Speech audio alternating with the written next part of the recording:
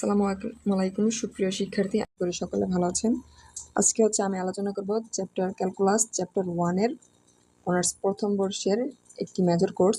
এখানে আমি ইতিপূর্বে ডোমেন এবং রেঞ্জ নির্ণয় থেকে কয়েকটি এক্সাম্পল সমাধান করে দিয়েছি। তো আজকে আমি আপনাদের বোঝার সুবিধার্থে আরেকটি এক্সাম্পল সমাধান করে দেব, যেখানে একটি ফাংশন দেওয়া আছে f(x) √1/6 - x স্কোয়ার। এই ফাংশনের ডোমেন এবং রেঞ্জ নির্ণয় করতে হবে। আমি ইতিপূর্বে আপনাদেরকে বলে দিয়েছি, যদি একটি ফাংশন রুটের ভিতরে কোনো একটি মান থাকে তাহলে এর মান বাস্তব হবে যদি এই মান গ্রেটার দেন ইকুয়াল 0 হয়। যদি 0 হয় তাহলে এর মানটি হবে বাস্তব। তাহলে আমরা এখানে সমাধান করি। আমি প্রথমে ফাংশনটি তুলে নেব। ফাংশনটি দেওয়া আছে f(h) √1/6 - x স্কোয়ার। তাহলে আমরা জানি f(x) এর মান বাস্তব হবে, f(x) এর মান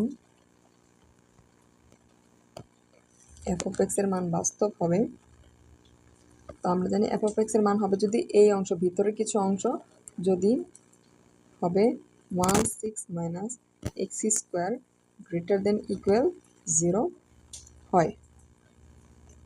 তো এখন আমরা এই অংশকে লিখতে পারি যদি আমরা এই অংশ এই পাশে নিয়ে যাই তাহলে -x square greater than equal -1/6, যেহেতু প্লাস রয়েছে তো এই পাশে গেলে মাইনাস হয়ে যাবে। তো আবার এখানে যদি আমি এই অংশকে মাইনাস দ্বারা গুণ করে দিই তাহলে হবে x স্কোয়ার, হলো মাইনাসটা চলে যাবে। এখন আমি জানি, আমরা ইতিপূর্বে বলেছিলাম যে -1 দিয়ে যদি আমরা গুণ করে দেই তাহলে গুণ করার প্রতি কিন্তু অসমতার চিহ্ন পরিবর্তন হয়ে যাবে। তো অসমতার চিহ্ন এখানে হয়ে যাবে লেস দেন ইকুয়াল।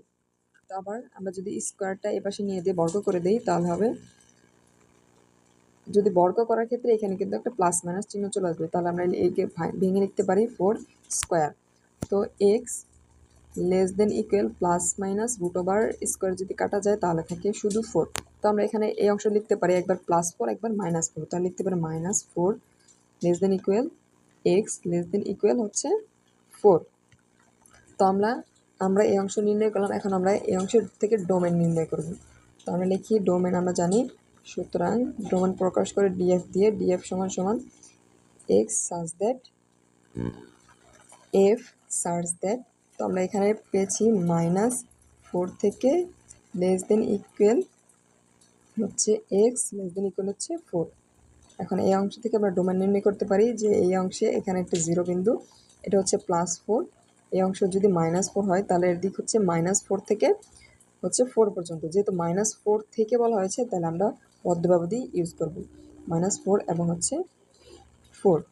এটা আমাদের ডোমেন। এখন আমরা এই অংশের রেঞ্জ নির্ণয় করব। তো রেঞ্জ নির্ণয় করার ক্ষেত্রে আমরা লিখব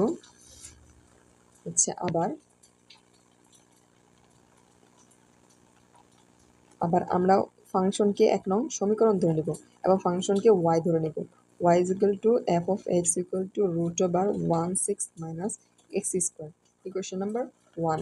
তো আমরা জানি x এর মান রেঞ্জ নির্ণয় করার ক্ষেত্রে y এর মান কখনো কি হবে না, y এর মান কখনো ঋণাত্মক অর্থাৎ মাইনাস হবে না, সবসময় পজিটিভ অথবা 0 হবে। এটা আমাদের রেঞ্জ নির্ণয়ের ক্ষেত্রে। তো আমরা লিখব 1 নং এ y এর মান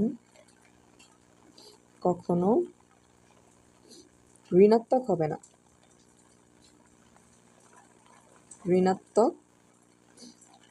না, অর্থাৎ সর্বদা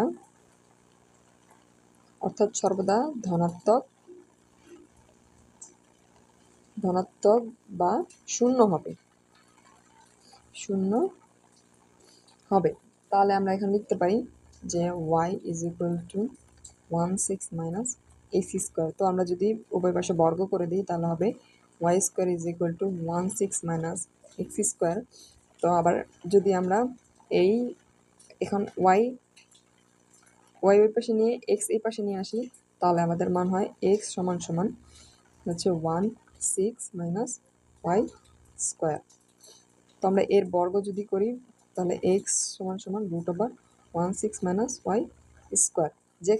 এখানে আমাদের একটি শর্ত আছে, যেখানে y এর মান কি হবে না, y এর মান 0 থেকে ছোট হবে না, অর্থাৎ ঋণাত্মক হবে না। এখন ওয়াইয়ের মান আমরা জানি এক্স এর মান সংজ্ঞায়িত হবে যদি, তো লিখব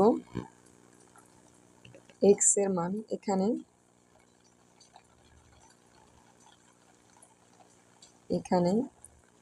এক্স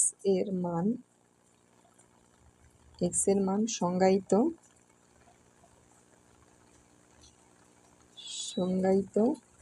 হবে যদি, আমরা জানি সংজ্ঞায়িত হওয়ার শর্ত হচ্ছে যে ফাংশনের মান হচ্ছে গ্রেটার দেন ইকুয়াল টু 0 হয়। এটা হচ্ছে আমাদের শর্ত। তাহলে আমরা এই অংশ থেকে লিখতে পারি, যদি 16 ওই পাশে নিয়ে যাই minus Y square greater than equal হচ্ছে 16। তো উভয় পাশে যদি আমরা -1 উপরের মতোই গুণ করে দিই তাহলে থাকে ওয়াই স্কোয়ার, তাহলে অসমতার চিহ্ন পরিবর্তন হয়ে যাবে।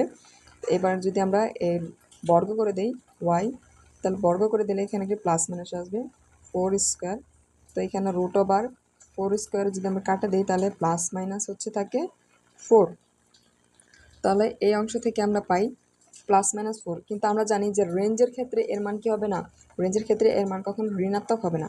তাহলে আমাদের এইখানে মান হবে যে, আমরা যদি রেঞ্জ, তাহলে আমরা জানি এখানে লিখতে পারি আমরা 0, যেহেতু মাইনাস হবে না তাহলে 0 লেস দেন ইকুয়াল হচ্ছে y less than equal to 4, অর্থাৎ 0 থেকে বড় এবং 4 থেকে ছোট হবে। তাহলে আমি এই পাশে এখানে করে দিচ্ছি। আর রেঞ্জ হচ্ছে, সুতরাং রেঞ্জ আমরা প্রকাশ করি RF দিয়ে, RF সমান y such that, তো আমরা পেয়েছি 0 less than equal y less than equal 4।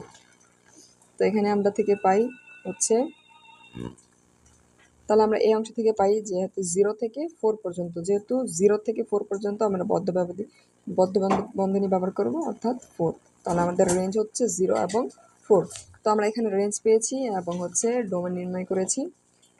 তো আশা করি সকলে বুঝতে পেরেছেন।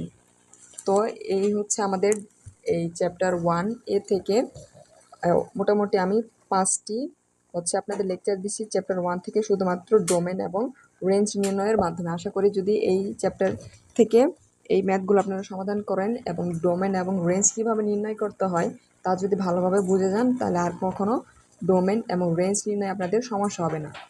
আশা করি সকলে ভালো থাকবেন। ধন্যবাদ।